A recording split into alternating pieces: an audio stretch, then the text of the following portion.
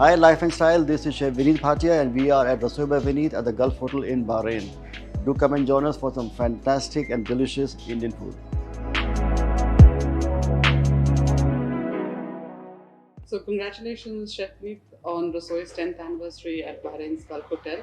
Looking back, what do you believe is the key to the restaurant's enduring success? I think for restaurants to do well, the most important thing is consistency. And consistency not just in actually cooking and serving food, but also looking after your guest. And that I think is very important because every guest who comes to your restaurant has got his different aspirations, has got his different desires, and how he wants to be treated. I think as restaurateurs, as hoteliers, we try and judge the guest and we train our team accordingly. It is not just about the food and the service which you give them, but it is also the bells and whistles around it, which gives it a complete experience. For me, that is again making it very memorable for the guest to come back. And as long as you leave our restaurant with a very happy memory, one single memory also, I think my job is done. Over the past decade, how have you seen the culinary scene evolve in Bahrain?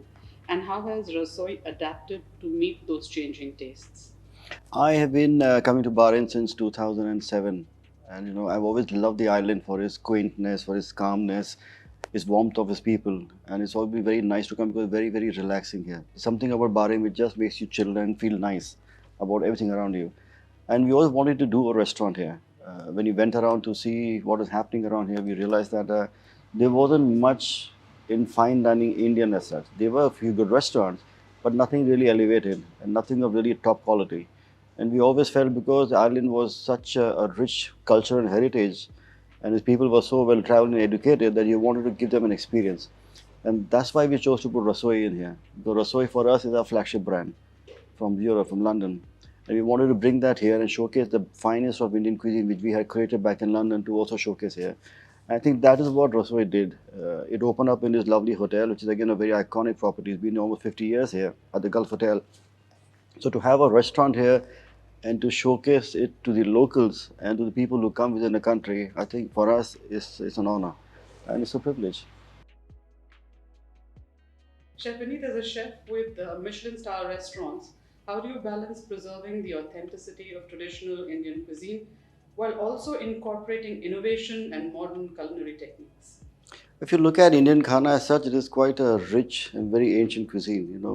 People now talking of super grains and superfoods and stuff like those, which have been existing in India for centuries, thousands of centuries, nothing new. As trained chefs, we are very sound and strong foundation. So we understand the basics quite well. And once you learn the basics quite well, it is very easy to adapt. What we ate maybe 40 years back, 50 years back was very different from what we eat now because of our lifestyle. We are on our computers all the time. We are just tapping up into our phones. It's a very boring lifestyle in many ways. There is no exercise happening at all. And you tend to gain weight and you eat all the wrong things. You binge on the wrong things just to get it through. And use the wrong timings. So what we try and do is we try and keep the same food as it is, but we try and change it in terms of our ingredients, what we source, the combinations, what we do. So if you look at a food, what we do, and I always say is, if you look at the food which I cook and serve, it looks quite beautiful, which is nice. It may look very European, but when you eat with your eyes closed, it's India on your palate.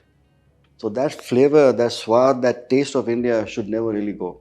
So how do you balance that equation of between a classic flavors, classic techniques, and the way you present literally comes out of experience and experimentation throughout.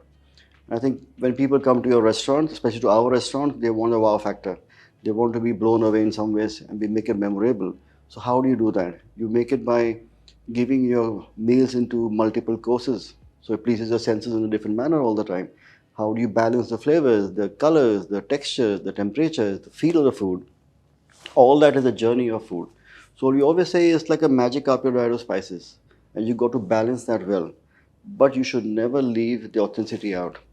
Those flavors have to always be the same. So if you're having a chicken tikka or a galoti kebab, it should taste like that. It may look slightly different. It may have a different combinations, but the flavors have to remain intact. And that is where we strike the chord perfectly, I think. And you see with the guests there, they come in and they say, we didn't expect it in a certain way, but when you do it, it really resounds with them. And How do you it, manage to maintain your physique surrounded by such good food all the time, good rich food all the time? I wear a loose jacket. It hides my tummy. No, but again, be very careful of your carbs, careful of your starches. And I don't have a sweet tooth, I have a set of sweet teeth. So I do tend to binge out on mithai, but trying to refrain. Never easy, but we try. What did your first Michelin star mean to you? And has the excitement grown with the next ones? I mean, the first one is always very, very special. You know, it is been very memorable, I must say. And when we got the award as being the first Indian restaurant to have got it way back in 2001, it came as a total surprise. We weren't expecting it. I mean, literally, it was out of the blue. And when I had a call early morning from a journalist in New York, and she said, "How do you feel on getting the star?" It was 7 a.m. I actually said, "Ma'am, please don't take the piss," and I put the phone down. I thought it was a prank call. And then she called back and said, "No, I have a press release." It didn't sink in for a while. It took us almost for a month for us to realize that what we have got. And when I got married in '97, my wife asked me, "What is your biggest thing in life?" I said, "For a chef, the biggest thing is getting a Michelin. It's like getting an Oscar." But I said, "Forget it. Indians will never get it because it is only for Goras and for Western food. Indians will never get it." And lo and behold, we got it in a few years' time. So that was quite a shock, a very pleasant shock. But what happened was it changed my life. And I think it opened doors for thousands of Indian chefs around the world to look at food in a different angle. And this was almost the early days, you know, Google was hardly there. So there weren't many search engines and stuff like those. Everything was hard print media. And you had to buy magazines or whatever, newspapers to really understand. So it was a slow build. And, you know, we always believed into a long race. It's a marathon. It is not a short 100 meters that you do something and you get out. So we've been cooking for almost 40 years now. It is longevity. And that is what Michelin looks at, consistency, quality to be maintained throughout the years. And we had the star not just in London, we also had a star in the restaurant in Geneva. So we had two restaurants in different countries having stars at the same time, which was totally unheard of in those days. So in many ways, you do it for the cuisine, you feel nice on what you have done, but the most important thing is you put Indian food at the highest point in the world. Also, a testament to your genius to be able to maintain the standards across board. I don't think you see it that way as a chef, personally. As an artist, in many ways, you do what you like to do. And for me, cooking is not really work. For me, it's like a hobby. I come to hobby every day. I come to party every day. I have people coming in my own home. I mix with them, I see them, and I cook for them. And cooking for me is something I enjoy the most. What do you like to eat on a regular basis at home? If it's at home, I cook at home also all the time. But if I'm really not in, and my wife also cooks, but if I really want to eat something which I don't want to cook, I'll ask her to make a pili dal and pulka. That is something with achar and little dahi, and I'm sorted. I'm happy. What was your first job and what was the first dish you created there? My first job was at the Oberoi's in Mumbai. I actually trained in that hotel way back in the 86 and 87. And it eventually became my restaurant in 2010. But I actually also worked there after doing my Oberoi school. And I don't exactly remember what all I cooked because there was so much happening at that stage. I was learning a lot and also trying to create a lot. And I was actually told off for being over creative. And that is one reason why I actually left India and went to the UK because I didn't want to stifle my creativity. And I think London gave me the exposure in terms of produce, in terms of an open market, in terms of an open mind. So there are many things in terms of food which we have done over the years. And you know, people ask me, what is your signature dish?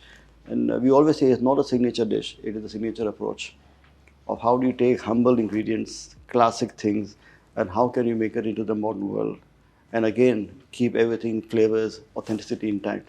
And this is what has been our ethos all the time. For me, Indian food has to be at the highest point in the world. And I've always believed in that. And I've continued doing that throughout. What's your favorite dish on the Rasoi menu? Oh, has to be the salmon, tandoori salmon. I just love the fish. The most challenging dish you've ever created? Probably the coffee lamb chop. If you could collaborate with any chef in the world, who would it be? Nobu, and I have And what was the dish you created together? just anything. I mean, he did his stuff, I did my stuff. In fact, we both of us also work for airlines. So we did work together for almost 11 years on menus together. The one ingredient you can't live without in the kitchen. Curry patta, has to be curry patta. A culinary guilty pleasure that you enjoy when no one's watching. Well, when no one is watching or even they're watching, I don't really care, has to be dark chocolate. But dark chocolate, that too, also 74% above. Really bitter chocolate. And I must tell you, I went to Venezuela many years back and had the most amazing 100% chocolate. It was bitter, but absolutely delicious. If you could cook a meal for a historical figure, who would it be and what would you prepare? Phew, what would I love to cook is for Mother Teresa. I think that would be fantastic. And I would have done a twist on anything with Calcutta food. But that was where she was based. And a current celebrity that you like cooking for? Oh, I have cooked for him is Mr. Bachchan. I think he's just phenomenal. Three essential kitchen tools you can't do without. Well, it has to be a tandoor, it has to be a very sharp knife, and a spice grinder. Your go-to comfort food after a long day in the kitchen. Has to be a simple pili dal, a little fluffy fulka, and a bowl of dahi. A destination you haven't explored yet but dream of visiting for its culinary scene. Oh, Korean or culinary scene. I think I've traveled almost everywhere. But what I would love to go and see is probably Fiji. If you could time travel and have dinner with anyone from the past, who would it be and what would you serve? Oh, Nelson Mandela, without a doubt.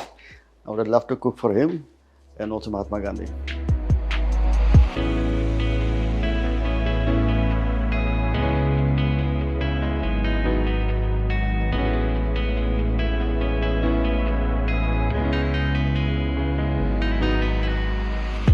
We're going to cook for you one of our classic dishes, which is basically inspired from this part of the world, from Bahrain. It is basically Bahraini coffee lamb chop. So we have a lamb chop here, which has a marinade of Bahraini coffee. It's got some molasses, it's got some garlic and chili. We're serving that with a rice, which is like a biryani. So we do like a veg biryani. Along with that, we're going to do a sauce, which is made out of the bones of your lamb to get a kind of a rich, kind of a luxurious, velvety feel. And we're going to have some asparagus as a garnish and a little garnish of a tui and some flowers. I mean, we have all this on the table here, but the key is how do you put it on into a plate and make it look nice is what I'm going to show you next. So come along.